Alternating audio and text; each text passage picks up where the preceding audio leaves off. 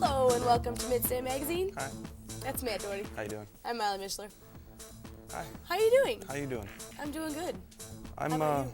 I don't know. It's been a weird day thus far for me. Why? I kind of had a weird revelation when I woke up this morning. Am I growing? Am I getting bigger? Like taller? Just bigger in general, like everything. Just like I'm not like some hugely oversized man because 6'9". exactly. No. Why?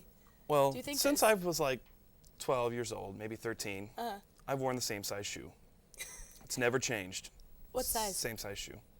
It's You're not not gonna important. share. Not important to the story. Okay, just making sure. I wake up this morning. Uh-huh. I jump in the shower. I throw some clothes on. I put my shoe on.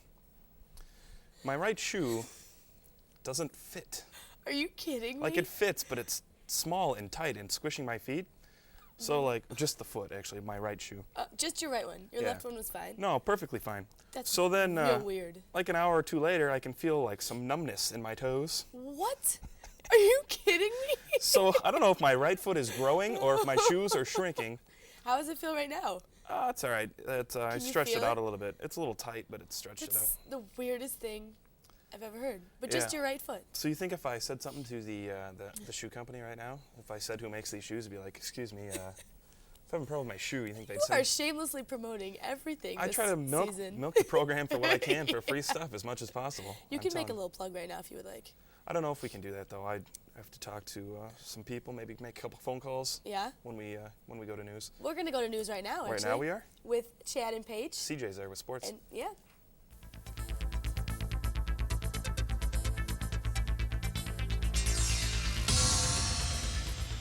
Good evening and welcome to Midstate News. I'm Paige Cohn. And I'm Chad Hecht.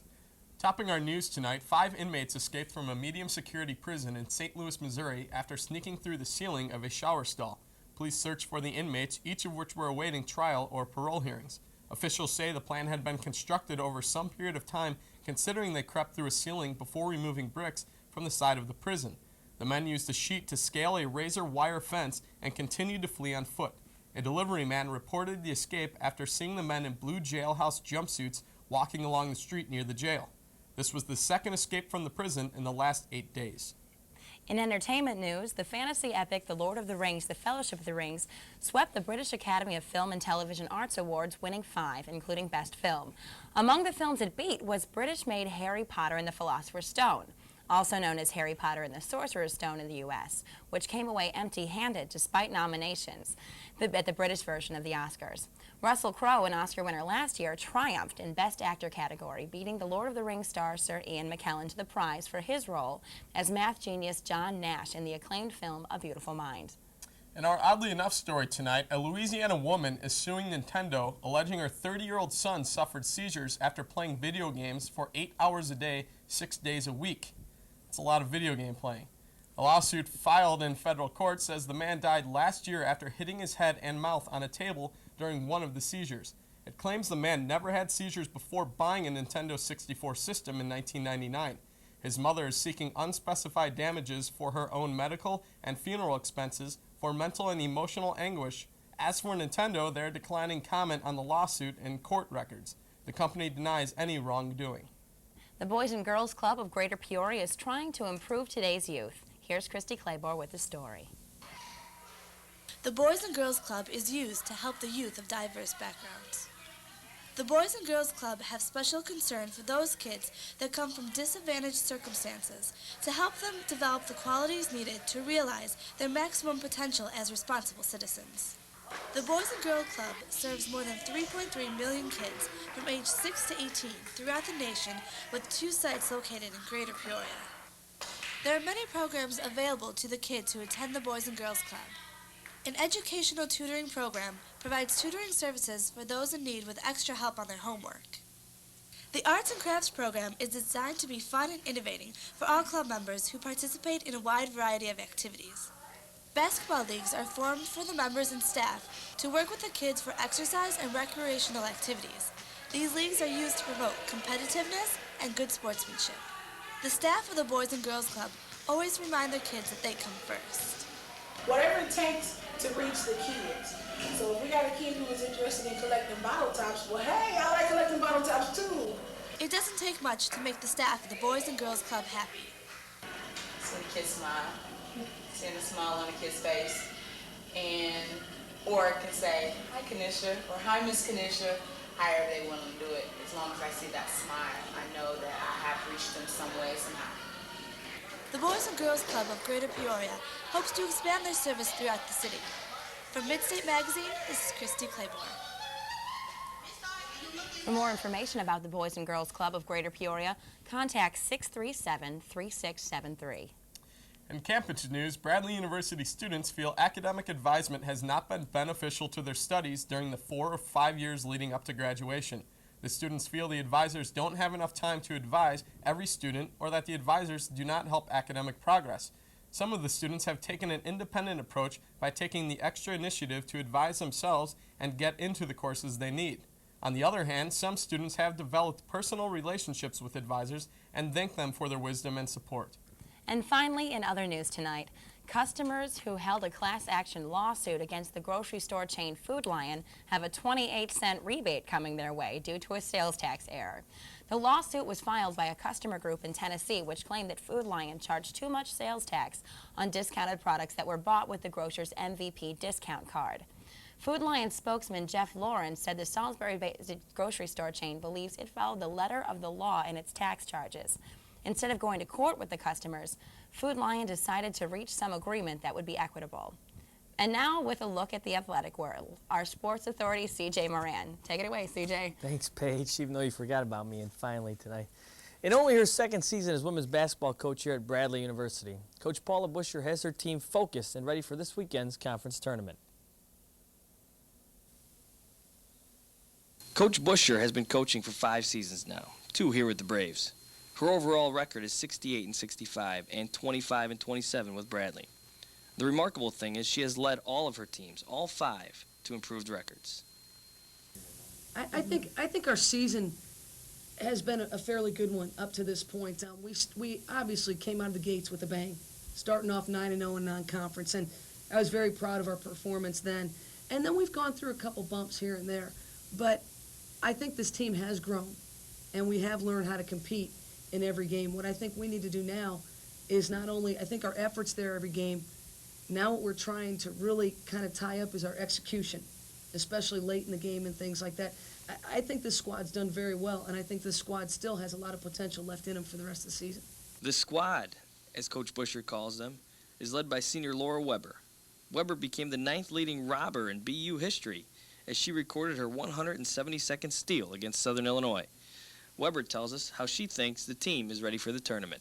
I think our team has responded to some challenges, and we were kind of not falling apart, but getting close to it towards the middle of the conference season, and we've pulled it together, and we've done a great job these last couple games, and I'm just really excited to finish things off at home, and I think we're going to be fine. I mean, I think our team's coming together at the right time, and it should be some exciting games. Going into a tournament, it is always good to be relaxed. How do I know they're relaxed? Well, for her birthday, Weber received a special gift from her teammates, a spanking, literally.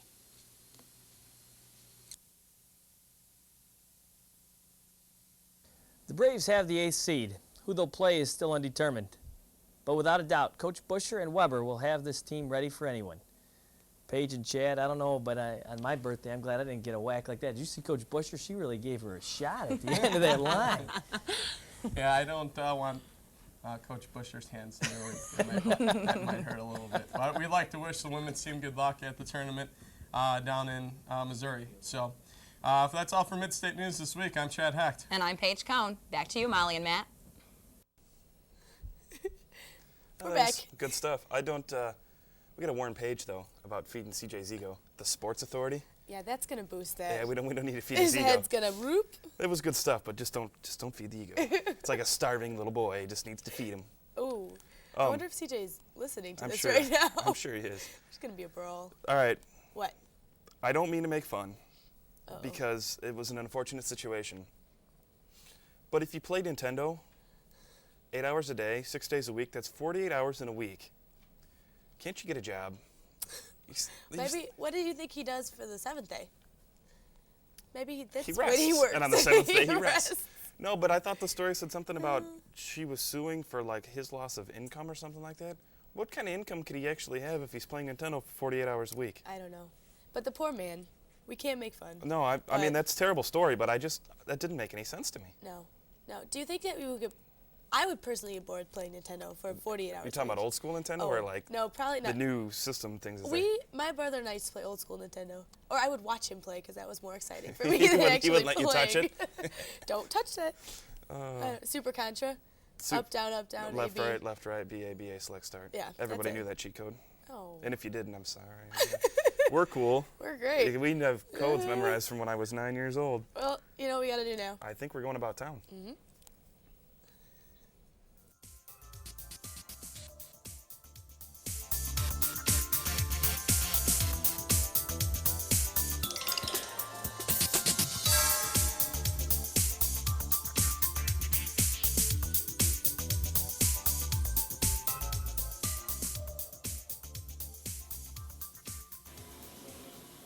Hi, and welcome to another edition of Bon Appetit. I'm Dawn Colombo. Today we take you to Charlie's Cafe on Southwest Adams in downtown Peoria. Since its opening in June of 2001, Charlie's has gained a reputation for quality food, a lively atmosphere, and of course, great coffee. Charlie Orton, owner of Charlie's Cafe, had been working at Caterpillar for 32 years. So how did Charlie come up with the idea of opening up a coffee shop? Working downtown, and I met Marilee in another coffee shop downtown, and we got talking about she'd like to run her own coffee shop, and I wanted my own business. So one day last year, we got together and decided that we were going to do that. So I got to know Charlie as a customer, and we talked a lot about business, and he had some hopes and dreams for the future. And we found out that we shared a lot of the same philosophies of business and the way we would like to have people treated, the way we'd like to be treated as a customer. And so eventually he asked me if I'd be interested in a venture with him, helping to create something from scratch, the decor, the menu, the food, everything kind of from the ground up. Charlie's has always stressed the importance of starting and maintaining relationships with his customers. Charlie and I wanted a place where people would want to come and spend time, and where it wouldn't be just a place where you come in and get a product, exchange of money, and out the door you go. And so that's the reason that we set up with the atmosphere, the colors, the couches, a place that says, come and stay if you can, we'd like to have you. And now Bradley students have a place to go drink coffee and do some work. trying to make this a study place for Bradley students. We have some of that now. Hopefully they can come in here and study till midnight and go back to the dorm. Coffee to keep them awake, everything they want. We have high-speed internet connections around here. We have 9 of them down here, so they can bring their laptop, hook up for free, surf the web. Charlie's Cafe is now open until midnight, with entertainment being provided on Friday and Saturday nights. Serving 3 meals a day, Charlie's Cafe is the perfect place to dine. I'd say come give it a chance. If you haven't been in, you don't know what you're missing. As Charlie's Cafe grows, it continues to offer Peoria a truly original take on the usual coffeehouse environment. So much so, it may even have its competitors worried. My motto is, move over Starbucks, here comes Charlie. They have the coffee, they have the name, the marketing name, but we have the coffee. For Midstate Magazine's Bon Appetit, I'm Dawn Colombo. Back to you, Molly and Matt. That definitely was not about town. No, and I don't know what it was about town to the Charlies. Yeah. Yes, we'll go with that one. That's what we'll go with. Okay. We went about town to Charlie's. And we got more about town surprises later in the show. We do, and this time we're really going about town. About town with Kendra. This time we went about town with Dawn. Dawn. That's okay though. But that's okay. okay. You know what? I just saw that Saturday Night Live sketch. With, what's his name? Stuart Smiley? Stuart Smalley. Smalley? Yeah. Smiley? I don't know. But it was Michael Jordan was on. Oh, yeah. And that was the one who was like, really? I don't have any doubts. He was like, I'm the best player in the world. That's all he said. It's very, not anymore, he's not. You know Michael Jordan might be out for the rest of the year? Why? We ask our sports authority about that one. Where's he at now, huh? Sports authority? No, he's got to have surgery. He's probably researching that right now. I think he's got to have knee surgery. Might be knocking him out for the rest of the year. I don't think it's ACL. It's not like that drastic, but I guess they're talking about they're not sure if they're. Because he's old. He's 39. That's a little, but think about all the pressure. For all of you out there that are over 39, Molly just called you really old. No, that's not You can fair. email her at Molly Mishler at Midstate Magazine. No. 555 Matt. That would be my number. Just kidding. All right. No, but he is. Think about. For basketball standards, he's a little elderly. Yeah, he is a little elderly. But we got to take a TV timeout right now. We'll be right back. We promise.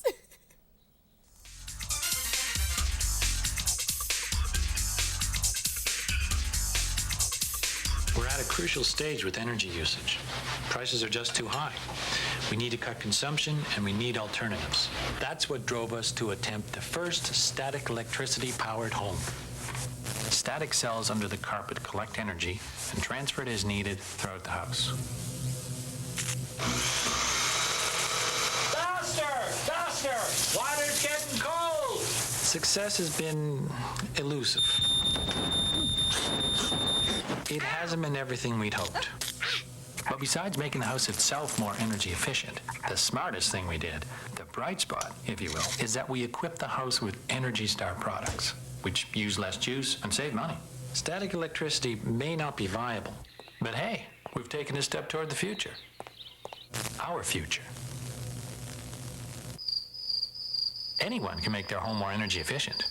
Good night, sweetie. Good night, Mommy.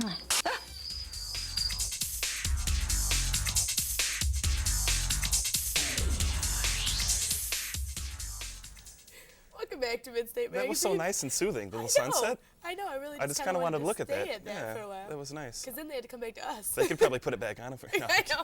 Ready, go. Please don't. So, you know what I was thinking? No. Okay, so we watched the food piece, right? We did. And about town, the food. I'm sorry. That's dead. All right. We killed it. All right. Okay, so Elvis has left the building. Peoria does not really have a trademark food that I can think of. You know, you're saying like Chicago has deep dish pizza. Yeah. So who claims the hot dog? Is that Chicago too, or I does New thought York do that that? was, well, Chicago's that. I thought that was I think Chicago. they butt heads over the Do they? the Philly You could cheesesteak. ask our Chicago and New York. We could send Dawn People. on that. We like the Philly cheesesteak. Yeah. Peoria would be. The gondola can't be. That's I not would Peoria. say something with bread, because every once in a while I get this. Something with bread. I get this weird odor from Peoria that The smells yeast like smell? it's like a yeast like bakery type smell. Yeah. But my dad told me it's because there used to be a whiskey. Oh, down by the river. Yeah, so it's whiskey yeast. Well, you know what we're gonna do now? Now we're gonna go really about town. Are going about town. With Kendra. You know where she's going? Where? I don't actually know. She's going to the Flanagan house. Yeah. It's Peoria's oldest house. She can tell you all about it. Well, let's take a look.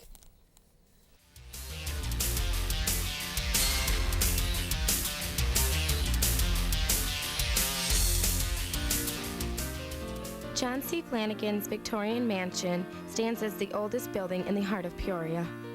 Almost every city has an old Victorian house that they show wherever, if you travel around. But one before Civil War is very special. This house contains many beautiful artifacts, some dating back to the 1700s. Since there was no TV in the 1800s, children found entertainment in viewfinder boxes like this one. Being more than 150 years old, the Flanagan House has gone through many repairs, but it still remains an active part of the Peoria community. It's a house museum, and so it's open for tours when people want to see it. And then the Daughters of the American Revolution, this is their headquarters, and they have a little library upstairs. The house contains very few of its original furnishings. All of the other antiques in the Flanagan House have been donated by families all around the Peoria area. That's why I like to call this Peoria's Treasure House. It's furnished with people's treasures. Being more than 100 years old, there are rumors of ghosts roaming inside this landmark. Some volunteers say that they have heard strange noises, which has led some to believe that this house is haunted. One time we did have a secretary here who insisted that when she was here at night, she heard people moving around up in the attic. I don't know, I didn't ever hear them. If you would like more information about the Flanagan House or to make an appointment for a tour, please call the Peoria's Historical Society at 674-1921. For Midstate Magazine, I'm Kendra Cruz.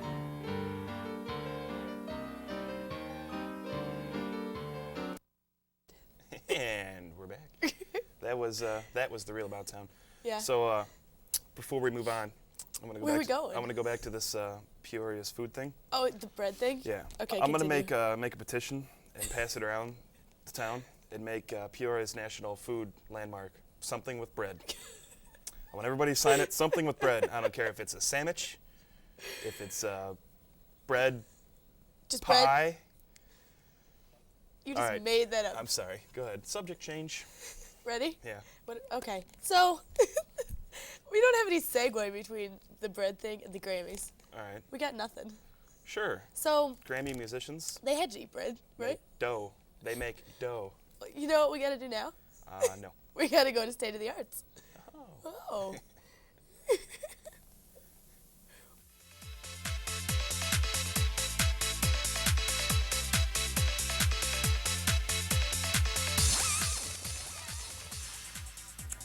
This evening on State of the Arts, we have a very special guest. We have pianist David Reichenbach.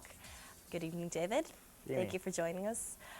Before we begin, why don't I ask you a couple questions about yourself? First of all, what year are you? I'm a freshman. You're a freshman? And what's your major? Yeah, music performance. Music performance. Yeah, and piano. Okay, that's a pretty unusual major. What do you intend to do with it?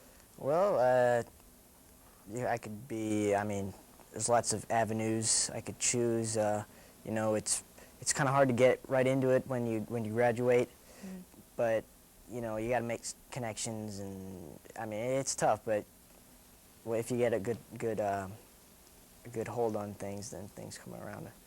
Okay, so. So you're going to be playing the piano for us this evening. How long have you been playing the piano? 10 years. 10 years. And I also heard that you play for the band here. Mhm. You play a different instrument. Yeah, though. trombone. You play the trombone. Yeah. So how did you get into playing the trombone and the piano as well? Let's see, 5th grade. I remember my band director did play trombone, so I guess that was, you know, be like the band director. I chose trombone, so. I mean, I wasn't really that good at it until I came here, where I had to, you know, study and a little more trombone to develop tone quality, and it's different. It's a lot right? different than a piano, because the piano, you got the notes right there. Trombone, you got to create the notes. You got to get your tuning correct, so it's a little different. But in the future, you plan on playing on the piano? Yeah. That's your My intent. major instrument, yeah. Okay, so why don't you tell us what you're going to be playing for us? I'll this be evening? doing a Chopin impromptu. Impromptu? Yes, in an A-flat major. A-flat major. Now, what can you tell us about that for us musically challenged? Well, it's one of the most important parts of the music is the key, and that determines, like, a major key. That tends to be more of a happy sound, I guess, for the basic, you know, description. There's major, there's minor, diminished, augmented, stuff like that. Yeah, it's cool. It's But this different is language, kind of. major. This is a major, yeah. That's A-flat cool. major. So why don't you regale us with your rendition of Chopin's Impromptu? Impromptu, yes. In A-flat major. All right.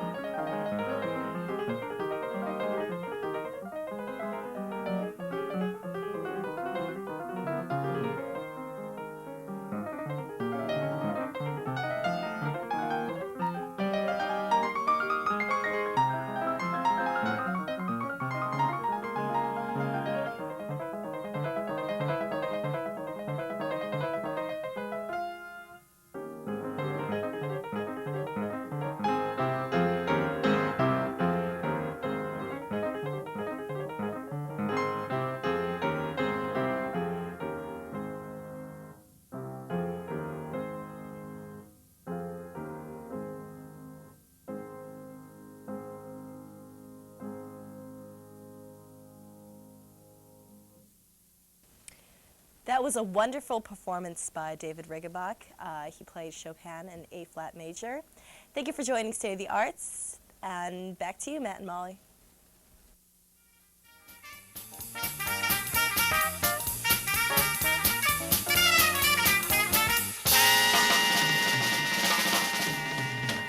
He was good. I'm very impressed. He was really good. All right, let's get to the questions. Okay, so it's time for questions from the audience. I You see take one first right back there. I got it. You want to take that one? Mhm. Go for it. Okay, it's good. It's for you. It's a question for you. All right. Okay, this woman would like to know Sure. what was your favorite Nintendo game, or is your favorite Nintendo game, and how often did you play it? It's an interesting question. I thought so as well. Well, I played 12 hours a day, 8 days a week. So that's 96 hours in a week. I was unemployed. Yeah. Wait, how old were you at this time? 7. Okay. All my brothers and sisters had to work at the factory, even though I don't have any sisters. They were all working at the factory, too. What factory? You're just The shoemaking factory. Uh-huh. Yeah, it was run by some big corporation. Anyway, what's the question again? I don't remember. Oh, Nintendo game. Tecmo Super Bowl. Sure. I don't know. That was an odd question. She probably is not very happy with that She answer. probably hasn't been paying attention to the show much. One last question. We can squeeze one in from the side over there. That gentleman. Odd question for you relating to my, all right, to my bread petition. Oh no.